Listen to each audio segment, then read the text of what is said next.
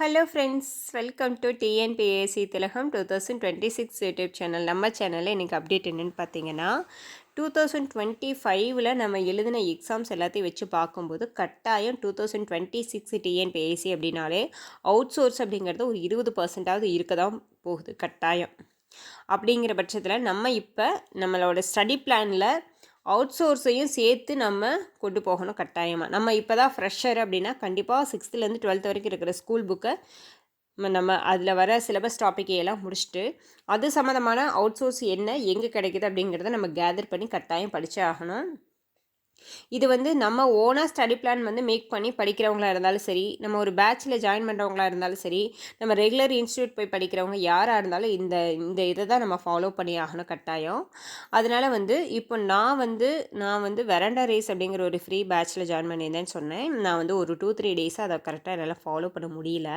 நான் இப்போ ஒரு பேட்சில் ஜாயின் பண்ணலாமா அப்படின்னு யோசிச்சுட்ருக்கேன். நான் சந்தோஷ் மணி பேட்சில் ஜாயின் பண்ணலாமா, இல்லை கிருஷோபா அகாடமியில் ஜாயின் பண்ணலாமா அப்படிங்கிற மாதிரி யோசிச்சுட்ருக்கேன். இதில் ஜெய்ஸ்வர் டீச்சிங்லேயும் சார் நெக்ஸ்ட்டு கம்மிங் வீக்கில் பேட்ச் அனௌன்ஸ் பண்ணுறதா சார் போட்டிருக்காங்க. நான் இப்போதைக்கு எனக்கு கரெக்டாக நான் இப்போ உடனே ஜாயின் பண்ணணும் அப்படின்னா எனக்கு சந்தோஷ் மணியில் தான் இப்போ உடனே ஜாயின் பண்ணுற மாதிரி ஒரு அவைலபிள் இருக்குது. நான் அதில் தான் ஜாயின் பண்ணலாங்கிற ஒரு 80% ஒரு முடிவில் இருக்கேன். நான் அடுத்து என்ன பேட்சில் ஜாயின் பண்ணுறேன் அப்படிங்கிறத நெக்ஸ்ட் வீடியோவில் அப்லோட் பண்ணுறேன்.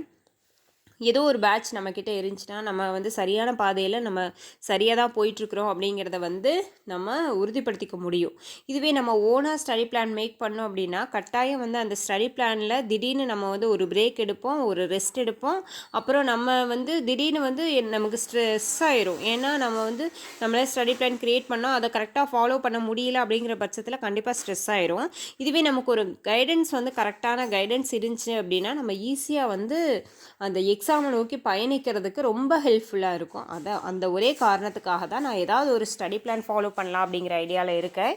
நான் இப்போதைக்கு சந்தோஷ் மணி பேட்ச் தான் ஜாயின் பண்ணலாங்கிற ஒரு 80% அந்த முடிவில் தான் இருக்கேன். நான் நெக்ஸ்ட் வீடியோவில் என்ன பேட்ச் ஜாயின் பண்ணுறேன், அந்த பேட்சோட டீட்டெயில்ஸ் என்ன அப்படிங்கிறத நான் கண்டிப்பாக உங்கள்கிட்ட ஷேர் பண்ணுறேன் ஃப்ரெண்ட்ஸ். தேங்க்யூ.